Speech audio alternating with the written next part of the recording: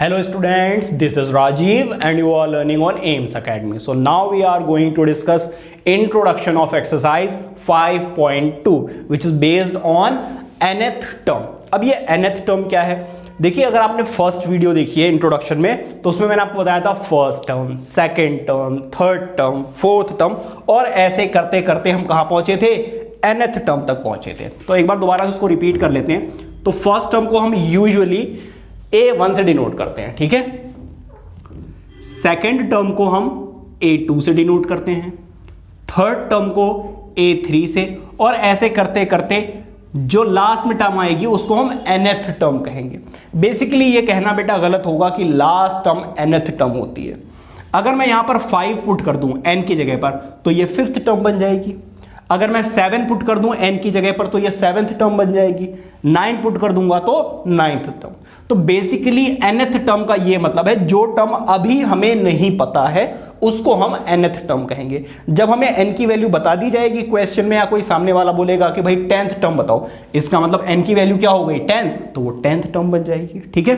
अच्छा, कई बार जो पूरी एपी में जो लास्ट टर्म आती है उसको हम l से डिनोट करते हैं, जिसको हम क्या बोलते हैं? Last term. Is that clear? अब ये nth टर्म का फॉर्मूला कैसे बन सकता है जरा ध्यान देना. फर्स्ट टर्म को मैंने कहा था डायरेक्टली आप क्या ले लीजिए a. ठीक है. अच्छा, क्या हम इसको ऐसे लिख सकते हैं? a plus 1 minus 1 d. भाई 1 माइनस 1 क्या होगा? 0 और 0 इंटू डी क्या हो जाएगा? 0 तो ये खत्म, बचेगा क्या? ये. ठीक है. सेकेंड टर्म मैंने आपको इंट्रोडक्शन वाले में बताया था a प्लस 2d होता है. क्या होता है? a plus 2d. ठीक है. तो अच्छा, क्या मैं 2d को ऐसे लिख सकता हूं?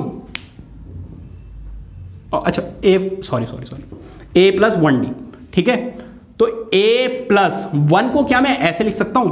ध्यान देना बेटा, 2 माइनस 1d. क्योंकि बेटा जब यहां पे 1 था तो बेसिकली यहां पे था 0d. क्या था? 0d. 0 को मैं 1 माइनस 1 भी लिख सकता हूं. ठीक है. फिर a2 क्या होगा? a plus 1d. और 1 को कैसे लिखा जा सकता है? 2 माइनस 1.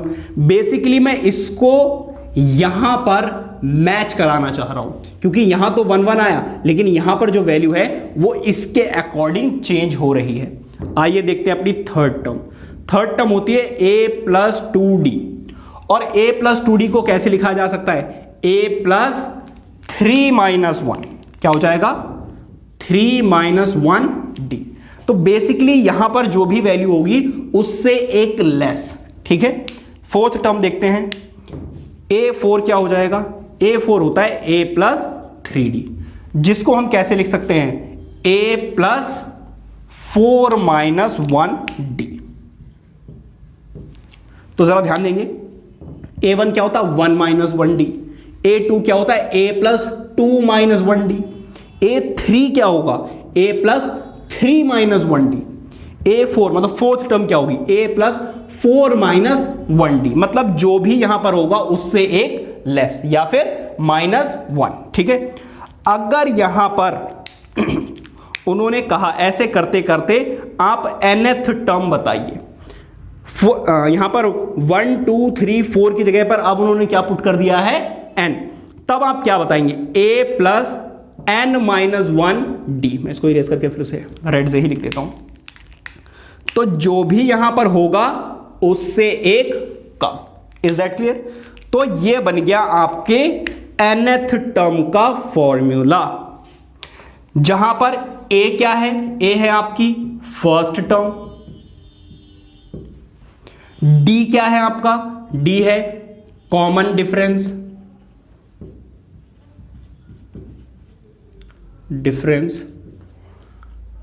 n क्या है यहां पर? Number of term. और an क्या है? Value of nth term. क्या मतलब है इसका? वैल्यू ऑफ nth टर्म का क्या मतलब है? जरा समझिए बेटा. सपोज मैं एक एपी ले लेता हूं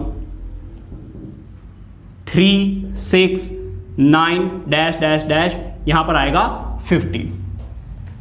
तो एपी के अकॉर्डिंग ये है आपका A1, ये है आपका A2, ये है आपका A3 और ये है आपका AN। ये है A1 की वैल्यू। नंबर ऑफ टर्म कौन सी है? ये फर्स्ट, मतलब n की वैल्यू क्या है? फर्स्ट। लेकिन A1 कितना है? 3, इसकी वैल्यू।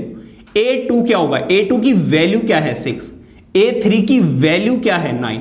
और यहां पर nth टर्म की वैल्यू क्या है? 15। Are you getting my point? तो ये nth an क्या है?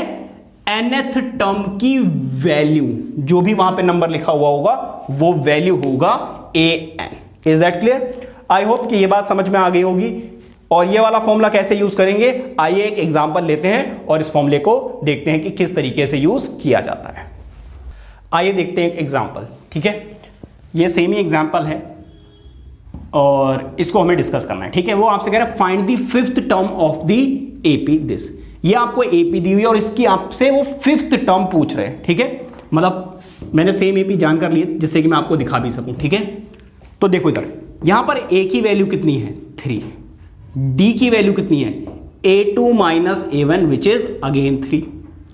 एन की वैल्यू कितनी है? उन्होंने बोला है फिफ्थ टर्म, इसका मतलब एन की वैल्यू कितनी दे दी आपको? 5। ठीक है, फिर हमें यह पता है कि nth टर्म का फॉर्मूला क्या होता है? nth टर्म का फॉर्मूला होता है a is equal to a plus n minus 1 into D. ठीक है, और इसी nth टर्म वाले फॉर्मूले को हम क्या कहते हैं? हम बोलते हैं इसको जनरल टर्म। क्या बोलते हैं? General term of the AP. General term of AP या फिर general term of the AP. ठीक है, अच्छा, अब जो जो आपको वैल्यूज गिवन है वो वैल्यूज पुट कर दीजिए, आपको पता चल जाएगा। बेसिकली वो आपसे ये पूछ रहे हैं ये फर्स्ट टर्म, ये सेकंड टर्म, ये थर्ड टर्म, अगर ऐसे ही बढ़ते रहेंगे तो फिफ्थ टर्म कौन सी होगी, पांचवें नंबर पे क्या आएगा। ठीक है, तो ए एन की वैल्यू कितनी है? 5, मतलब कि फिफ्थ टर्म। ए की वैल्यू कितनी है जरा देखो, तो ए को रिप्लेस करके आप क्या पुट करेंगे? 3। एन की वैल्यू कितनी है? एन की वैल्यू है जी 5, 5 माइनस 1 इंटू डी, और डी की वैल्यू कितनी है? 3। तो ए 5 मतलब कि fifth term, 3 plus 5 minus 1 4 into 3 की वैल्यू कितनी? इंटू साथ में क्या है? 3। 4 3 होता है 12, 12 प्लस 3 कितना होता है? 15। बात समझ में आ गई? तो ऑब्वियसली आप खुद भी देख सकते हैं, ये first term, second term, third term, fourth term होगी 12 और 15 टर्म क्या होगी? फिफ्थ टर्म क्या होगी? 15। ठीक है, अच्छा, अब वो आपसे पूछेंगे, जैसे इसी क्वेश्चन को मैं थोड़ा सा चेंज कर देता हूं, बोलेंगे विच टर्म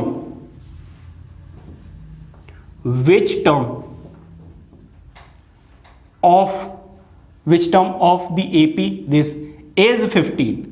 मतलब इस एपी को अगर आप ऐसे ही आगे लेकर जाते रहेंगे तो 15 किस नंबर पे आएगा?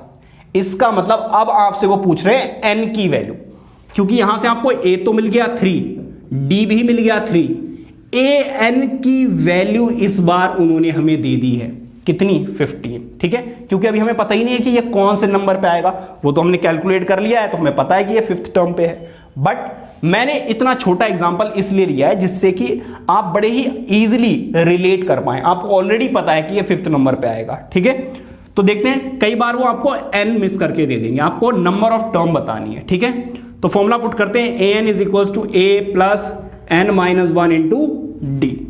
ए एन की वैल्यू कितनी है? 15, ए की वैल्यू है 3 plus N minus 1 into D की वैल्यू भी कितनी है? 3। मैं आपसे कहूंगा कभी भी इसको अंदर मल्टीप्लाई मत करना, आपकी कैलकुलेशन बढ़ जाएगी। ठीक है, डायरेक्टली जाके उधर डिवाइड होगा। कैसे होगा जरा ध्यान से देखना, पहले इसको इधर ले जाकर आप माइनस करेंगे, तो 15 माइनस 3 इज इक्वल टू क्या बचा? n minus 1 into D which is 3। Solve कीजिए 12 n minus 1 into D which is 3। ये मल्टीप्लाई हो रहा है, उधर जाकर क्या हो जाएगा? डिवाइड। Any problem? 3 4 कितना होता है? 12। ये देखो, ये माइनस में इधर जाकर क्या हो जाएगा? Plus. 4 plus 1 is equal to n, और ऐड करेंगे तो n की वैल्यू कितनी आ गई? 5। ऐसे लिख लो या ऐसे लिखो, एक ही बात है। तो बेसिकली इस एग्जांपल से मैं आपको क्या समझाना चाह रहा था कि हमेशा आपको ये सारी वैल्यूज गिवन नहीं होंगी और आपसे ये पूछा जाएगा, कई बार आपको ये गिवन होगा और इनमें से कोई एक वैल्यू मिसिंग होगी, जैसे कि यहां पर क्या था n। कैसे होगा जरा समझिए। सपोज वो नेक्स्ट क्वेश्चन में आपको n की वैल्यू दे दे, d की वैल्यू दे दे और an की वैल्यू दे दे और वो आपसे फर्स्ट टर्म पूछ ले, तो जो जो वैल्यूज गिवन है वो पुट करना और अपना एक निकाल लेना, सिंपल सा है। ठीक है, तो ये था हमारा introduction of exercise 5.2। I hope के समझ में आ गया होगा, और अगर समझ में आया तो वीडियो को लाइक करके चैनल को सब्सक्राइब जरूर कर लेना, बेल आइकन को ऑन रखिए क्योंकि ऐसी ही वीडियोस मैं आपके साथ शेयर करता रहता हूं। मिलते हैं नेक्स्ट वीडियो में जिसमें हम अपने एग्जाम्पल सॉल्व करना स्टार्ट करेंगे। Till then keep studying, take care, bye bye.